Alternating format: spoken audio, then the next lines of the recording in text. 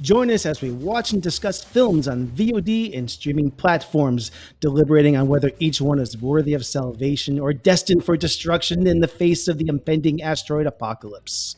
I felt like Ebenezer Scrooge giving out money and ducks and stuff at Christmas because I could call friends and be like, "Do you want to work on the new Indiana Jones?" It was like yelling out the window, "You boy, come down to the set." I would say that this movie is the closest I've ever come to like time travel. There was one moment, that same chase scene where I just happened to be the very last crew member to step off before we rolled. And I just stopped and looked around, and just everywhere I looked was the 50s, between the cars and the women with the baby carriages, and all That's the extras and amazing. the storefronts. And just no matter where I looked, it was the 50s, and it was so cool. Harrison Ford's back there, and he's like icing both of his knees.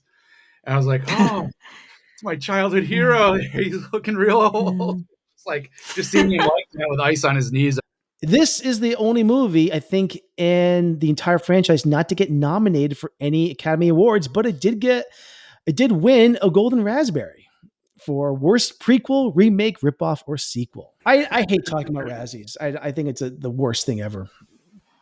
There's Juice here that totally recaptures the magic, and I like a lot of the goofy action stuff. I like the femme fatales. I like the man-eating ants. I love the quicksand.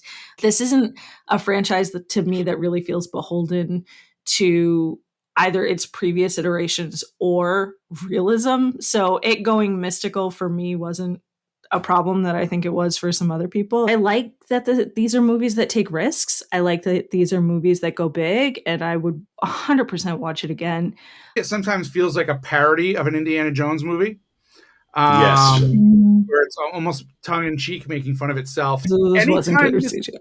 this movie went into like cartoon world, it lost its magic for me. This movie is a very awkward hybrid between the grit of the past and modern CGI, and what we get is this muddy middle look. It's such Disney violence, but Acme cartoon. I know that Indiana Jones movies, like, they're never realistic. It's about suspending disbelief, but this movie doesn't even try to. It doesn't even. It's like Anthony was saying. It feels like a parody somehow. It literally makes you angry. It makes me upset. You know, not upset. Just like I watched it last night and I got through it. And then I read Tolkien for 45 minutes afterward because I was like, I got to get this taste out of my mouth. By the way, these are not aliens. These are interdimensional beings. Let's get that on the record right now. I always like aliens. I want to like aliens. I'm fascinated by those mysteries. It's just like unbelievable people in unbelievable situations doing unbelievable things, and it loses the plot. Everybody was so dry in this movie. Everybody's so sweaty in the first 3 movies, and I really like that.